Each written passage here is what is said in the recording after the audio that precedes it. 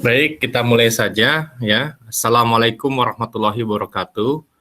Sampai Waalaikumsalam ketemu lagi ya. Sampai ketemu lagi kepada kuliah. Ya, ini kuliah fungsi penawaran dalam ekonomi. Jadi kalau minggu lalu adalah fungsi permintaan dalam ekonomi, ini adalah lawannya atau kebalikannya. Ya, fungsi penawaran dalam ekonomi.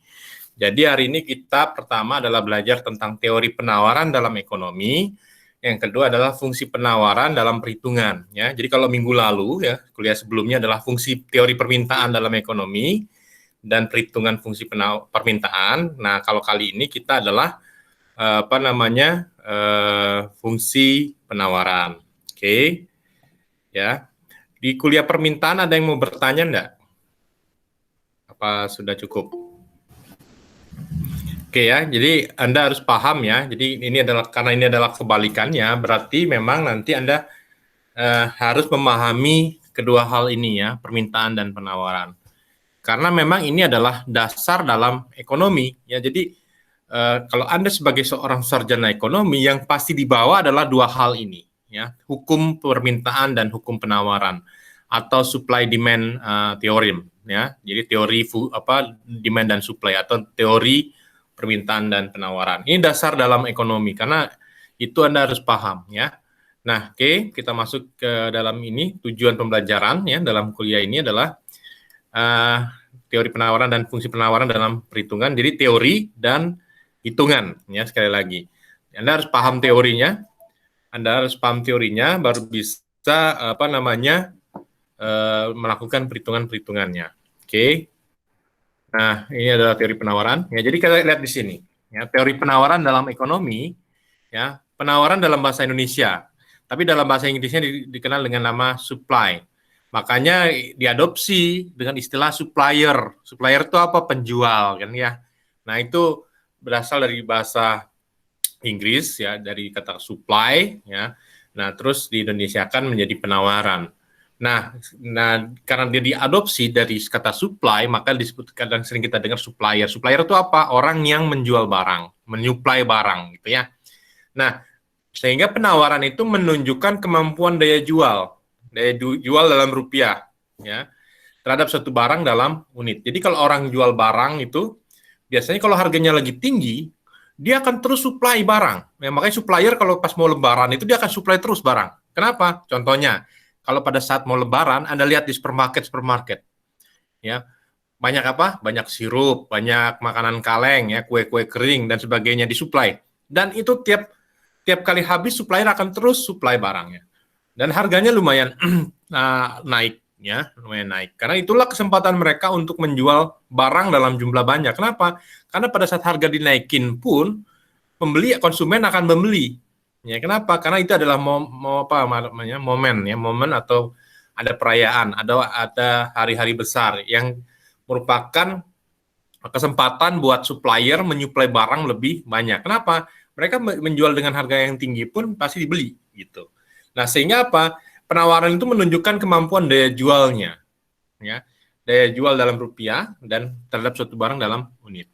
Nah, hukum penawaran biasanya kalau harganya semakin tinggi, maka penjualan semakin banyak. Makanya jangan heran kalau pada saat harga sedang tinggi, pasti banyak tuh orang yang jualan.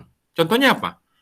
Ya, pernah lihat ini penjualan apa ya yang banyak itu? Waktu itu yang banyak tuh misalnya penjualan produk ya. Nanti orang-orang akan ikut-ikutan, ya kan?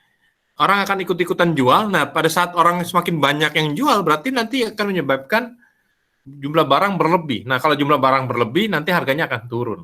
Nah, sehingga kita lihat di situ, ya, kalau semakin tinggi harga barang, maka yang akan jual akan semakin banyak, suppliernya akan makin banyak, ya. Kenapa? Karena harganya tinggi, ini kesempatan orang untuk menjual banyak, ya. Nah, jadi hukum penawaran semakin tinggi harga barang menyebabkan penjualan semakin banyak.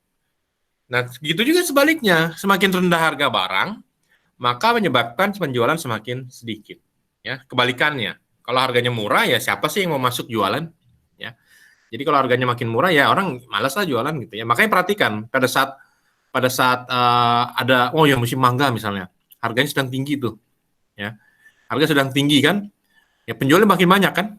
Ya, nah kalau penjualnya makin banyak apa yang terjadi? Ya, supply-nya jadi banyak sehingga apa? Mangganya menjadi semakin murah gitu. Nah, makin lama makin yang terjadi adalah semakin orang ogah menjual mangga kan gitu. Kenapa harganya makin rendah? Nah, itu yang terjadi sebenarnya, ya.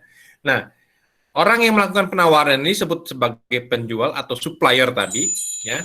Oleh karena itu, Anda harus ingat jika posisi kita sebagai penjual, ya, jual suatu barang itu dengan harga mahal. Ingat aja kan, kalau Anda sebagai penjual di pasar ya, maunya sih jual barang tuh mahal gitu ya. Tapi ada juga pembeli. Pembeli kan maunya harga murah. Nah, terjadilah tawar-menawar. Nah, tawar-menawar antara penjual dengan pembeli itu disebut dengan market atau pasar.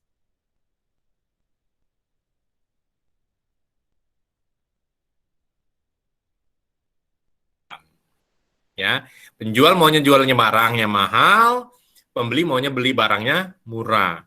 Ada tawar-menawar di situ, turun harga, pembeli naik harga. Nah, sampai titik tertentu ada kesepakatan. Kesepakatan apa? Kesepakatan antara penjual dengan pembeli. Nah, itu disebut dengan harga pasar. Ya, harga pasar itu kesepakatan antara harga penjual dan pembeli terhadap jumlah barang yang dijual dan yang dibeli. Nah, itu ya.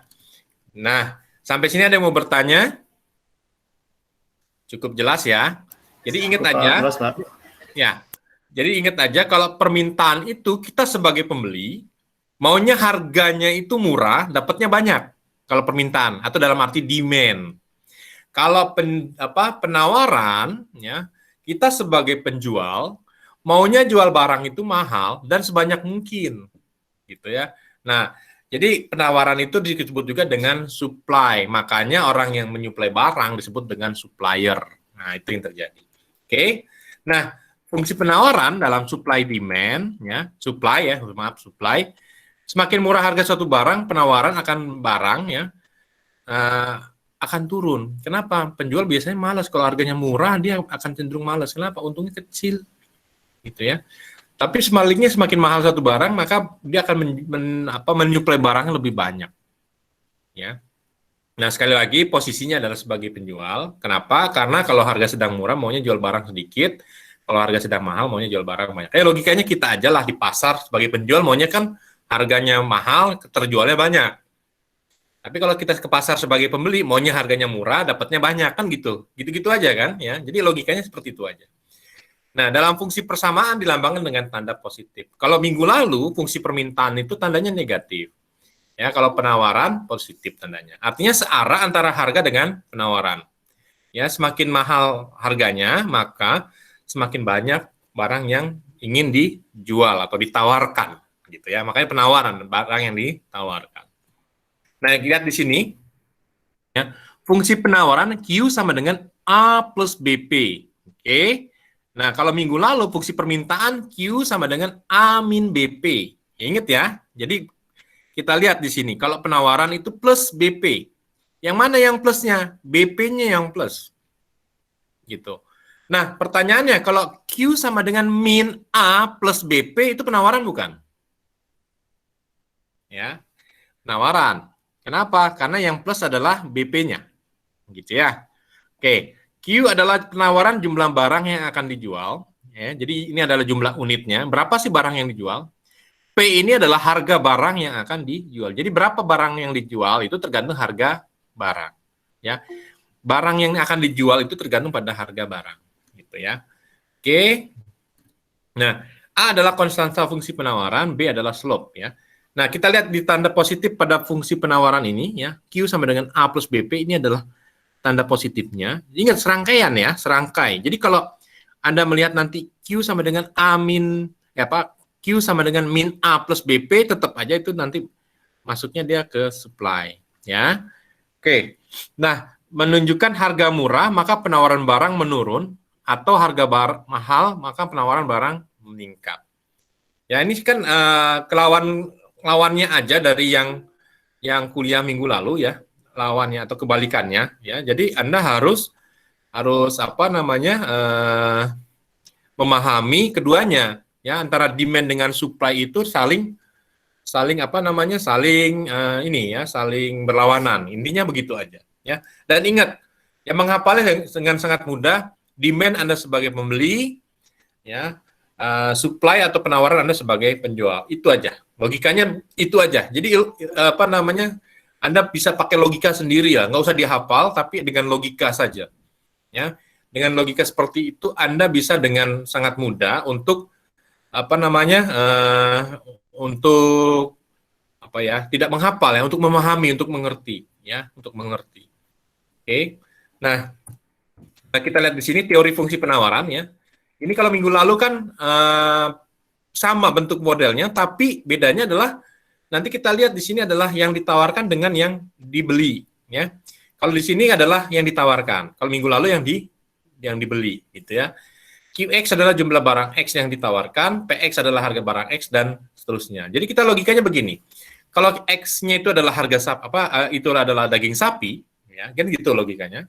Jika QX-nya itu adalah daging sapi, nah penjualan daging sapi pasti akan dipengaruhi oleh apa harga daging sapi itu sendiri. Ya. Coba perhatikan pada saat mau lebaran ya, harga daging sapi harga daging dagang pada saat lebaran harga daging sapi naik. Kenapa? Karena permintaannya tinggi kan. Daging sapi naik karena permintaan tinggi. Nah, coba perhatikan di pasar apa yang terjadi? Orang yang tadinya jualan sayur ikutan jualan daging. Ya kan? Nah, itu yang terjadi. Kenapa? Karena saat itu harga daging sapi lagi naik. Orang yang tadinya jualan sayur ikut jualan daging. Kenapa? Dia ingin mencari untung dari situ. Ya, makanya terjadi keseimbangan supply demand. Ya, kenapa? Karena pada saat harganya naik, ya, penjualnya semakin banyak, artinya apa? Barang yang disuplai semakin banyak. Kalau barang yang disuplai semakin banyak, artinya kan penjual banyak. Ya, sehingga apa yang terjadi? Yang terjadi adalah nanti secara market itu akan terjadi tawar-menawar. Nah, keseimbangan harga, makanya disebut nanti harga keseimbangan. Nah, jadi pada saat penjualnya sendiri dia akan monopoli, dia akan jual semahal-mahalnya. Kalau di pasar, perhatikan ya, kalau misalkan dia nih penjual daging, dia akan jual semahal-mahalnya, ya kan? Kenapa? Karena tidak ada pesaing. Nah, karena harganya tinggi, dia jual semahal-mahalnya, dan orang yang tadinya dagang daging jualan sayur, oh, ini peluang buat saya ikutan jualan daging, ya kan? Sehingga apa? Si pedagang daging yang pertama tadi ada pesaing, dia nggak bisa jual setinggi-tingginya. Kenapa? Ada pesaing kedua. Ya, misalkan ini jual 100.000, yang ini 90.000, pasti orang akan beli pada dagang kedua. Sehingga apa yang terjadi? Dia akan turunkan jadi 90.000 sama. Nah, ternyata masih dilihat harga daging masih tinggi, ya kan? Nah, pada saat harga daging masih tinggi, datanglah penjual sayur yang berikutnya melihat, loh, ini masih tinggi nih, saya ikutan lah, saya jual 80.000. Yang terjadi apa? Ini akan turun, kan gitu kan? Ya, artinya apa? Pada saat harga barang tinggi, yang jual makin banyak, suppliernya banyak. Ya, sehingga orang akan jual barang juga banyak. Tapi ingat, nah akan terjadi keseimbangan. Kenapa? Pada saat harga tinggi, masuklah pedagang-pedagang, supplier-supplier berikutnya untuk menjual barang yang sama. Sehingga harga akan turun terus, mencapai harga keseimbangan. Oke, nah itu yang terjadi. Jadi QX itu adalah harga daging sapi itu akan dipengaruhi oleh harga daging sapi itu sendiri. Yang kedua, jika harga daging sapi melonjak tinggi, maka penjual baru bermunculan untuk menjual daging sapi. Nah, ini jika harga daging sapi melonjak tinggi tadi, maka penjual baru muncul menjual daging sapi. Penawaran meningkat. Nah, berikutnya ya, kita lihat di sini ya, kalau misalnya harga Y-nya itu adalah daging kerbau ya. Nah, pada saat harga daging sapi sangat mahal ya, orang beralihnya apa? Nah, daripada kita beli harga daging sapi 200.000, harga daging kerbau 100.000. Lihat, perhatikan. Apa yang terjadi? Orang lebaran pakai daging kerbau. Ya kan? Harga daging sapi 200.000. Harga daging kerbau 100.000. Ya udah, dia beli daging kerbau, sama-sama daging gitu kan. Nah, yang terjadi apa yang terjadi? Ya, sehingga si daging sapi pembelinya sedikit. Nah, otomatis dia juga akan menurunkan harga. Ya. Karena nggak ada yang mau beli daging sapi, dia akan turunkan harga. Gitu ya. Nah, terus yang berikutnya, ternyata daging sapi bukan hanya dipengaruhi oleh daging kerbau, ternyata ada juga yang jualan daging ayam. Gitu. Nah, sehingga Orang yang tadinya, kalau harga daging sapi 200.000, daging kerbau 100.000, daging ayam cuma 50.000 per kilo, saya beli daging ayam aja. Sehingga apa? Harga daging sapi jadi turun lagi. Gitu kan? Dia nggak bisa bertahan di 200.000, nggak ada yang mau beli nanti, busuk dagingnya. Gitu ya. Nah, sehingga dari ketiga hal ini, harga-harga ini akan mempengaruhi harga daging, permintaan daging sapi nih. Ya, harga daging sapi itu sendiri, harga daging kerbau, harga daging ayam. Sehingga penjualan daging sapi itu dipengaruhi oleh tiga harga barang itu sendiri. Baik itu harga daging sapi itu sendiri, harga barang substitusi. Substitusinya apa? Daging kerbau dan daging ayam. Gitu ya. Nah, ternyata juga dipengaruhi oleh M dan S. M itu adalah pendapatan, ya, money atau income, ya. S itu adalah selera. Nah, kita lihat di sini, ternyata pendapatan masyarakat karena adanya COVID, pendapatan nggak naik. Orang yang tadi mau cari untung harga daging sapi 200.000, karena masyarakat pendapatan yang nggak naik karena COVID misalnya, ya pendapatan dia nggak cukup buat beli daging sapi. Dia cuma cukup misalnya beli daging ayam, atau bisa cukup beli telur aja gitu. Sehingga apa? Daripada nggak ada yang beli, akhirnya harganya diturunin lagi, harga daging sapi. Diturunin lagi supaya apa? Supaya daging sapinya terjual. Jadi nggak bisa bertahan di 200.000. Gitu ya, sehingga dia akan menurunkan terus, ya, baik itu dipengaruhi oleh harga barang substitusinya, yaitu daging kerbau dan daging ayam, maupun dari pendapatan konsumen. Jadi harus lihat-lihat jualan, jangan ngambil wah ini momen penting nih, gitu ya, mau lebaran nih. Tapi kalau daya beli masyarakat atau pendapatan konsumen masyarakatnya jeblok, ada yang mau beli juga, gitu ya, itu yang terjadi. Nah, yang terakhir, ya dipengaruhi oleh selera konsumen. Mau dikasih gratis pun, kalau konsumen nggak doyan daging, nggak akan dibeli. Itu ya, nggak doyan daging artinya apa? Bisa jadi dia vegetarian, ini nggak akan beli. Atau misalnya selera konsumen, karena dia terlalu sering makan daging sapi, dia pengen nyobain daging kerbau. Ya nggak akan kebeli juga daging sapi. Sehingga daging sapi akan mengalami penurunan sesuai dengan 5 hal tadi. Baik harga daging sapi itu sendiri, baik harga daging substitusinya, baik daging kerbau maupun ayam, baik itu pendapatan konsumen maupun dari selera konsumen. Nah, itu yang terjadi sebenarnya. Ya, jadi seorang monopoli, ya, itu kalau dia terlindungi, dia akan jadi monopoli terus. Artinya terlindungi bagaimana? Tidak ada orang yang bisa menjual. Ya. Dia akan terus-terusan dia menjualnya sesuai dengan kehendak dia. Nah, pertanyaannya, Pertamina monopoli nggak? Pertamina monopoli.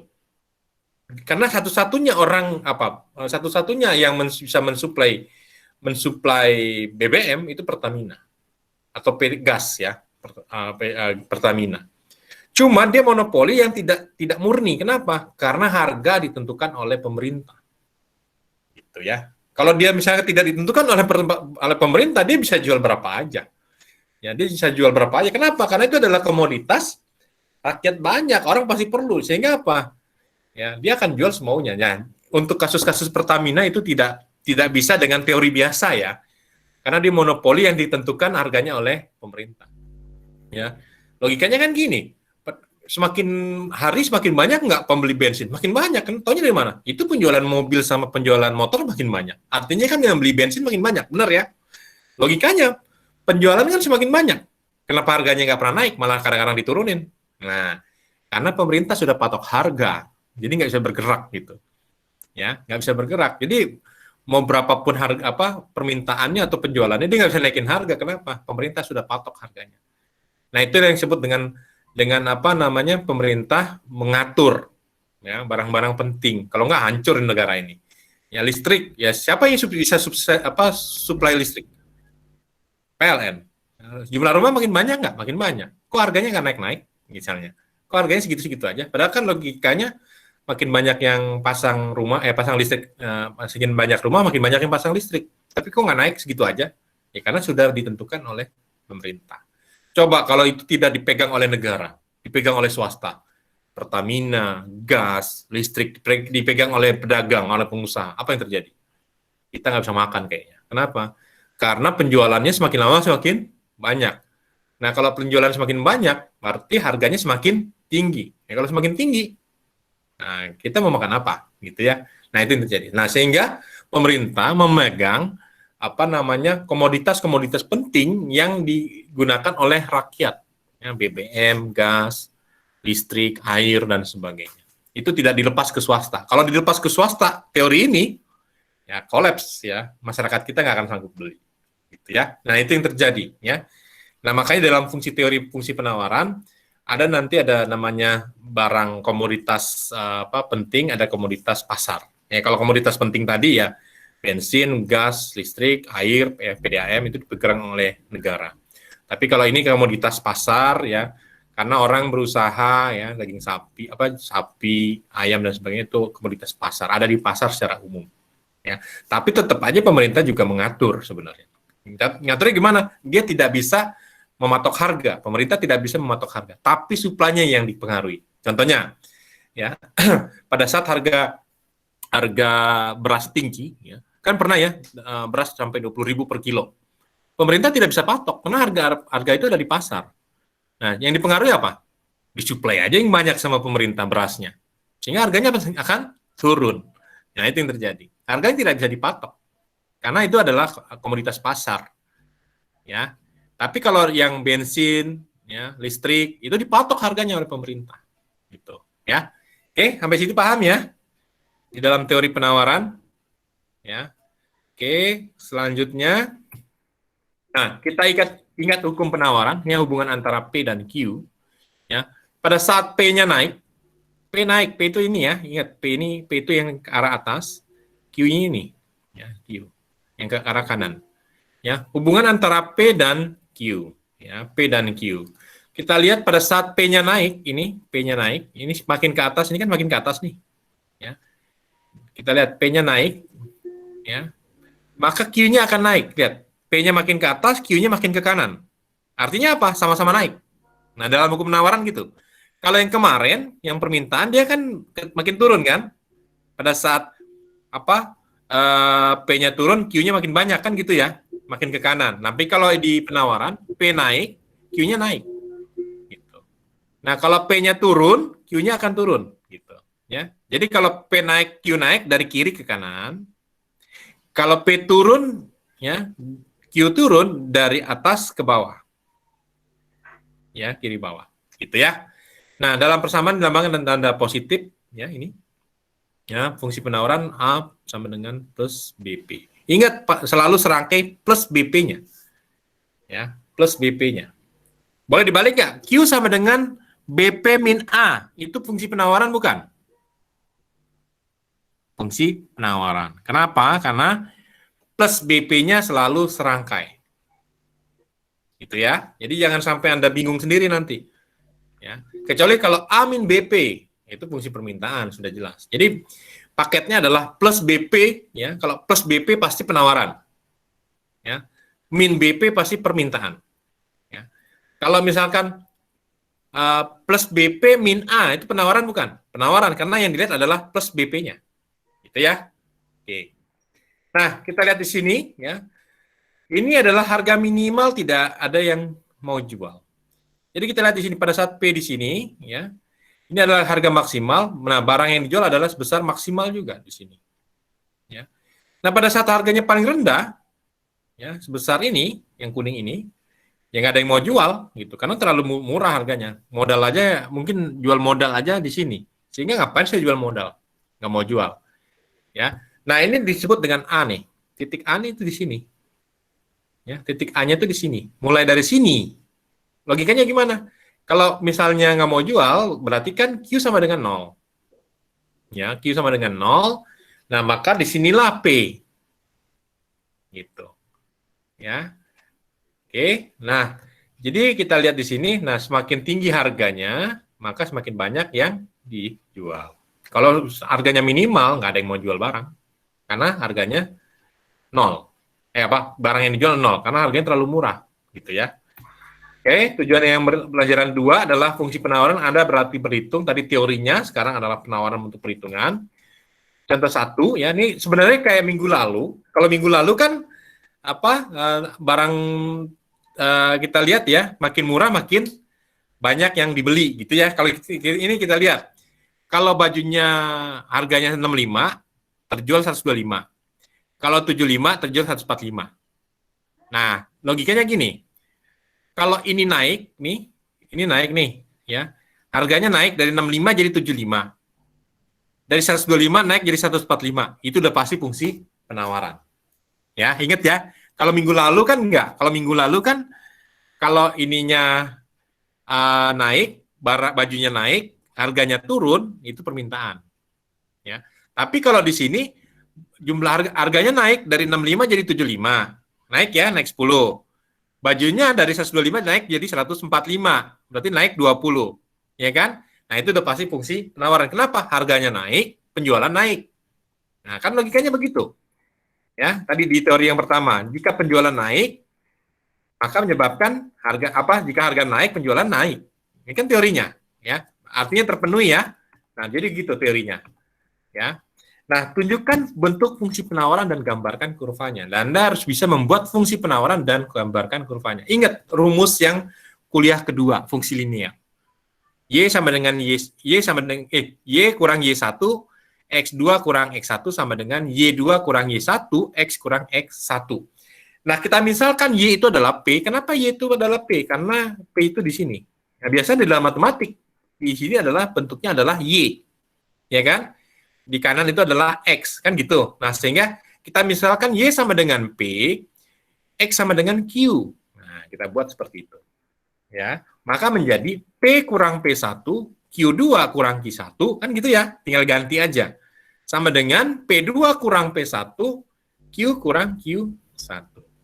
Oke, nah kita selesaikan, ya, tinggal masukin angka tadi. Kalau ini adalah Q1, ini adalah Q2, ini adalah P1, dan ini adalah P2. Jadi Q1-nya berapa? 125. Q2-nya 145. P1-nya berapa? 65, P2-nya adalah 75. Tinggal masukin di sini. Ya, Q1 125, Q2 145, P1 65, P2 75. Tinggal masukkan ke ini. Ya, persamaan ini. Tinggal masukin angka-angka ini sehingga keluar ya, keluar ini P kurang 65 gitu ya. P1 berapa? P1 65. Ini kan P kurang P1, P kurang P1 gitu ya. Nah, terus P2 kurang P1, P2 kurang P1, P75 kurang 65. Ini kan. Ya. Q kurang Q1. Ya. Q kurang Q1. Q-nya kan tetap Q. Kurang Q1. Q1-nya adalah 125 ini. Nah, terus Q2 kurang 145. Ya. Q2 kurang Q1, 145 dikurang Q1. Berarti 145 kurang 125. Ya kan, ini kan 20 nih. Kalau dikurang jadi 20, benar ya. 75 kurang 65 adalah 10 ya. Nah, tinggal Q kurang 125. Nah, setelah itu kita masukkan ke dalam ini ya. Jadinya kita jabarkan 10Q dikurang 125 kali 10 berarti 1250. Ya, 10Q kurang 1250 dibagi 20. Nah, ini. Ya kan? Nah, sehingga kalau ini 10 dibagi 20 adalah setengah, kan gitu ya. 10 bagi 20 atau 1 bagi 2 sama ya. Itu adalah setengah. Ya, kurang 1250 bagi 20, 62,5. Sehingga kita pindah ruas ini ya, P kurang 65 pindah ruas ke sini jadi positif ya. Jadinya nih positif. Jadi P sama dengan 0,5 dikurang 62,5 tambah 65. Ya. Nah, tinggal dikurangin aja. Min 62,5 tambah 65 adalah 2,5. Sehingga persamaannya menjadi P sama dengan 0,5 Q tambah 2,5, atau kita karena kita dalam bentuk Q ya, kita rubah ke menjadi pindah ruas ya. Q sama dengan 2P dikurang 2,5. Ya. Kan 0,5 itu sama dengan setengah kan? Setengah itu kan 2 pindah ke sini jadinya 2 kan gitu ya. Ya kan? Setengah itu kan 1/2 ya. Jadi 2 pindah ruas kan ke sini jadi 2. 2P dikurang 2,5 sama dengan Q. Q kan tadi kan 1. 1 kali Q kan Q. Ya. Nah, sehingga Q sama dengan 2P kurang 5. Dari mana? Ini 2P, 2,2 kali 2,5 jadinya 5. Nah, ini adalah persamaannya. Nah, yang maksud saya tadi, ya, Q sama dengan min 5 tambah 2P. Ini ada negatif. Kalau saya buat gini, Q sama dengan 2P kurang 5. Fungsi penawaran bukan? Ya, penawaran. Kan yang penting yang paketnya itu 2 plus P-nya itu. plus 2P-nya itu yang penting. Ya, ini kan konstanta negatif. Jadi kalau dibalik Q sama dengan 2P min 5, itu penawaran bukan, fungsi penawaran bukan? Iya. Walaupun ini Q sama dengan 2P min 5, tetap fungsi penawaran. Kenapa? Karena paketnya plus 2P-nya itu positif. Gitu ya. Nah, nah jadi selalu seperti itu. Ya. Jadi kita lihat di sini fungsi penawaran di mana nilai P positif walaupun konstantanya adalah negatif. Oke. Sampai sini ada yang mau bertanya? Cukup jelas? Pak, saya mau Cukup. nanya. Mangga, silakan. Itu yang Q2 min Q1 itu harus langsung dipindahin ke kanan ya Pak? Jangan langsung dikaliin ke Yang P mana ini ya? min 65-nya. Yang mana ya? Yang baris ke berapa? Q. Yang mana deh? Tadi. Halo? Tadi yang mana ya? Mau tanya yang mana? Halo? Ya, yang mana? Yang mau ditanya? Itu yang Q2 min Q1 itu langsung harus dipindahin ke kanan ya Pak? Harus langsung dibagi. Yang ini? Yang ini bukan? Yang 20, iya. Nah, ini ya. Kita lihat ya, rumusnya gini ya. Ini kan rumusnya nih. Ya, rumusnya ya, benar ya? Iya Pak. Oke. Nah, ini kan bisa aja pindah ke sini. Kalau mau dibuat begini boleh, tapi kan kerjanya jadi 2 kali. Nah, sehingga supaya cepat, ini langsung aja dipindahin ke sini jadi pembagi kan? Sama aja. Tapi kalau misalkan, kan tadi Q2 min Q1 itu kan 20. Kalau dikaliin ke P min 65-nya, itu boleh nggak Pak? Tapi saya udah cari hasilnya jadi beda. Di P65 gimana? Di sini Ya, beda, P min. karena kurungnya yang berbeda. Berarti benernya harus langsung ke kanan aja. Iya, langsung ke kanan aja. Biar lebih mudah. Iya Pak, makasih Pak. Iya, oke. Ada lagi? Tadi siapa yang cowok? Enggak, maaf, saya mau nanya. Iya. Ya, saya karena tertinggal ya Pak, jadi saya mau nanya di bagian yang ini Pak, contoh soal 1. Kan 125 baju. Nah, kenapa kok dia jadi P aja Pak? Maksudnya Mana? tempatnya kok di P gitu? Tempatnya di P? Enggak, Iya, maksudnya dia jadi P. Jadi P itu jadi 125. Nah, itu aku nggak Enggak. paham di situ Pak. Enggak gitu. Lihat di Ini sini. yang Jadinya penyesalan. Q1 sama dengan 125. Q. Oh, Q. Jadi ingat kalau barang itu Q. quantity Barang ya Pak? itu Q. Baju, meja, mobil itu Q.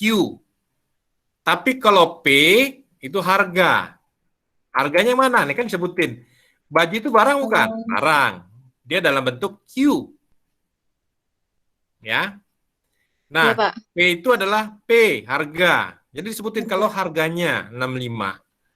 Nah, kita lihat 125 baju akan terjual kalau harganya 65. Nah, kalau 145 akan terjual jika harganya 75. Berarti ini adalah P165, P2-nya 75. Pada saat harga awal 65 terjual 125, berarti Q1-nya 125. Pada harga P2 75 terjual 145, berarti Q2-nya 145 gitu. Makanya di sini dijabarkan, diketahui. Oke? Oke Pak, makasih Lagi? Pak. Ya. Oke, silakan. Ada lagi? Cukup? Bapak, saya mau nanya dong Pak. Ya. Kalau misalkan kan itu ada 10 dikali Q dikurangi 125 dibagi 20 kan ya Pak? Ya. Nah, kalau misalkan contoh soalnya nih ya Pak, misalkan dia 30 dikali Q dikurangi 125 dibagi 20. Berarti kan nanti hasilnya itu misalkan jadinya 3/2 nih ya Pak. Nah, nanti dia itu bakalan pindah ruasnya itu di posisinya itu jadinya 2/3 gitu Pak. Betul. Iya. Jadi kalau dia 3/2 tadi ya? 3/2 berarti 2 kali Q di sininya 3. Gitu caranya. Oke? Ulangi Pak, gimana? Lagi? Ulangi. Ya, kalau dia di sininya 3/2 Q, Ya kan? 3/2 Q, Iya. berarti 3 kali Q ya. 3 kali Q, Iya. di sininya 2. Gitu. Kalau dia 2/3 Q, berarti di sini 2Q, di sininya 3. Tergantung itunya. Kalau ini kan 1/2. 1 dikali Iya. Q kan 1. 2-nya pindah ruas. Gitu. Makanya jadinya di sini. Oke. Baik, Pak, ngerti. Terima kasih, Oke. Pak. Ada lagi? Cukup? Ada lagi? Nggak ada? Oke. Kalau nggak ada, kita ke gambarnya. Nah, gambarnya seperti ini. Karena kita dapat fungsi persamaannya adalah QS ya, karena kenapa Q kok jadi S? Karena kita supply ya. Kalau nggak mau pakai ini juga nggak apa-apa, S-nya dibuang semuanya nggak apa-apa. Ya, ini saya untuk memudahkan aja bahwa ini kuliah hari ini adalah fungsi penawaran atau supply. Jadi Q sama dengan min 5 tambah 2P. Nah, kita masukin aja jika PS sama dengan 10, ya kan? Nah, 10 dari mana? Ya terserah aja. Anda bisa pakai 0 juga boleh gitu ya. Kalau saya buat ini aja, buat mensimulasi aja gitu. Jika misalnya PS saya masukin 10, ya masukin aja di sini 10. Berarti 20 kan? 20 kurang 5 berapa? 15. Gitu. Kalau saya mau coba di sini 5 boleh nggak? Silakan aja. Jika PS sama dengan 5, berarti 5. 5 kali 2, 10. 10 kurang 5, 5. Berarti sini 5. 5, 5. Gitu. Ya. Ya, paham habis itu ya. Jadi ini terserah Anda, ya. Mau dimasukin 5 boleh, 10 boleh. Nah, kalau saya masukkan di sini 20 boleh nggak? Silakan aja. Jika PS sama dengan 20, ya, berarti di sini 2 kali 20, 40, kurang 5, 35. Berarti 35,20. Gitu. Ya. Jadi ini bisa Anda simulasi sendiri, ya. Saya kenapa bikin 10 supaya lebih mudah aja. Gitu ya. 5 boleh nggak? Boleh aja gitu ya. Mangga. Tapi ingat kalau di sini 5, ini 5, berarti 10 kurang 5. 5 berarti 5, 5. Titik A-nya adalah 5, 5 gitu. Nah, saya buat di sini yang gampang 10 ya. Jadi titik A-nya kalau ininya 10, maka Q-nya adalah 15. Nah, terus QS sama dengan 0. Kalau QS-nya sama dengan 0, kita jabarin aja. Jadi ini kita masukkan ini adalah 0. 0 sama dengan min 5 tambah 2 PS. Nah, tinggal pindah ruas, 5-nya jadi positif kan, pindah ruas. Nah, oke, ini jadi positif. 5 sama dengan 2 PS. Nah, sehingga PS sama dengan 5 dibagi 2, 2,5. Sehingga titiknya adalah, jika ini adalah 0, berarti 0,2,5. Nah, kita masukin di gambar aja. Titik 0 sama 2,5. 0, 2,5. Ya kan, di sini mulainya. Gitu kan. Nah, terus tadi berikutnya syarat membuat garis harus ada 2 titik, titik A dan titik B. Titik A-nya di sini, ya. Jika A-nya 15, maka jika Q-nya 15, P-nya 10. Q-nya 15, P-nya 10. Berarti di sini. Ya. Titik B-nya, jika B-nya 0, maka Q-nya adalah 2,5. Berarti di sini. Tinggal tarik garis, sudah jadi. Ya, nah inilah fungsi dari penawaran bentuk garis. Q sama dengan min 5 ditambah 2P. Ini fungsi garis, gambar garisnya. Oke, sampai sini ada yang bertanya? Tidak, kita lanjut. Ya. Satu fungsi penawaran persamaannya adalah Q sama dengan 2P dikurang 2. Berapa jumlah yang ditawarkan jika harga sama dengan Rp5? Masukin aja P-nya 5. Berarti 2 kali 5 berapa? 10. 10 kurang 2, 8. Berarti jumlah yang ditawarkan jika harga Rp5 adalah 8. Ya, kita cek. 8 ya, benar ya. Jika yang ditawarkan 10 tadi, ya, ini adalah 8. Ya. Oke. Terus, misal jumlah barang yang ditawarkan 10 unit, berapa harga per unit barang? Masukin angka 10 di Q ini. Ya, 10 sama dengan 2P kurang 2. Berarti 10 tambah 2. 2-nya pindah ke sini. 10 tambah 2 berapa? 12. Nah, 12 sama dengan 2P. Ya. Berarti 12 dibagi 2 sama dengan P. Berapa? 6. Nah, 6. Jadi tinggal masukin aja, substitusi aja dari yang ditanya, dari soal yang ditanya. Ya. Berapa harga terendah sehingga produsen tidak mau menjual barangnya? Produsen tidak mau jual barang, itu sama dengan 0. Berarti Q-nya adalah 0. Ya. Berapa harga terendah? Karena Q-nya sama dengan 0, masukin 0 di sini. Sehingga sama dengan 0 sama dengan 2P kurang 2. 2P kurang 2, pindah ruas ini, ya, jadinya 2 sama dengan 2P. 2 sama dengan 2P, ya, 2 dibagi 2 sama dengan P, berarti Rp1. Harga terendahnya pada saat Rp1. Ya. Detailnya ada di slide ya yang saya berikan, materi yang diberikan. Ya, tapi logikanya begitu. Anda tinggal masukin angka yang ditanya aja. Ya. Nah, terus buatkan kurvanya. Dari ini semua Anda bisa punya titik-titik, titik A 8,10. Ya. Ya kan? Kan ini kan sudah ada nih, ya. Tinggal masukin aja ya dari titik-titik ini sehingga terbuatlah kurva garis, ya. Dari mana? Ini tadi. 01 01 terus 8 10 ya. 8 kok 8 10 maaf. 85 ini 85. Ini yang 5, maaf ya. Ini 5. Ya. Oke. 85. Ini 8, ini 5, ini juga salah nih.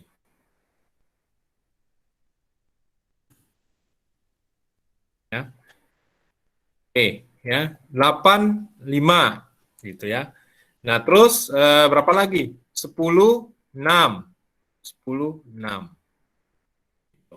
Ya, sehingga ini dari jawaban-jawaban A, B, C bisa dibuat kurvanya. Kurvanya pasti garis lurus nih, garis lurus. Gitu.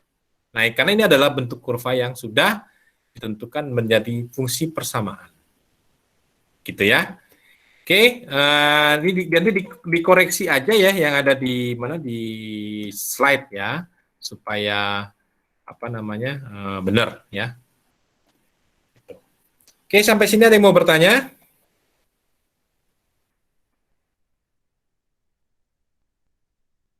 Ada yang mau bertanya? Kalau tidak ada, ya nanti tolong dibenerin ya ini. Nah, ini banyak. Ini sebenarnya ngambilnya ngopi dari kurva demand ya, dari kurva demand. Apa fungsi bernama demand kemarin lupa diganti. Oke, sampai sini ada yang mau bertanya nggak? Kalau tidak ada, saya tutup kuliahnya sampai di sini ya. Nih ya, jadi penjelasannya seperti ini ya. A 8,5 pada saat harga sebesar Rp5, maka penjualan sebanyak 8 unit. Ini penjelasan dari yang tadi ya, yang jawaban-jawaban tadi. B 10,6 pada saat harga sebesar 6, penjualan sebanyak 10 unit. C pada saat harga sebesar Rp1, maka penjualan sebanyak 0 unit gitu ya. Ini jawaban penjelasan-penjelasan dari poin A, B, dan C. Nah, kesimpulannya semakin murah harga, maka penjualan semakin sedikit, ya kan? Lihat. Semakin murah harga, ini kan harganya semakin murah nih. Ya kan? Dadinya harganya berapa? 6. Ya kan? Turun jadi 5 harganya. Pada saat harganya 6, penjualan 10. Pada saat harganya 5, penjualan 8. Pada saat harganya 1, nggak ada yang mau dijual gitu. Maksudnya gitu ya. Jadi makin ke sini makin murah. Atau bisa sebaliknya. Ya, semakin harganya semakin mahal, maka penjualan semakin banyak. Pada saat harganya 1, nggak ada mau yang dijual barangnya. Pada saat harganya 5, yang dijual 8. Pada saat harganya 6, yang dijual 10. Nah, bisa seperti itu. Ya. Oke. Sampai sini ada yang mau bertanya? Cukup? Kalau tidak ada, Anda bisa melatih soal kuis, ya jawab aja yang sudah diberikan. Ya. Saya rasa kuliahnya cukup sampai di sini. Ya, mudah-mudahan bermanfaat. Hari Senin ujian ya. Hari Senin atau Selasa ya Anda ujian. Oke. Saya tutup. Wassalamualaikum warahmatullahi wabarakatuh. Waalaikumsalam. Waalaikumsalam warahmatullahi wabarakatuh. Oke.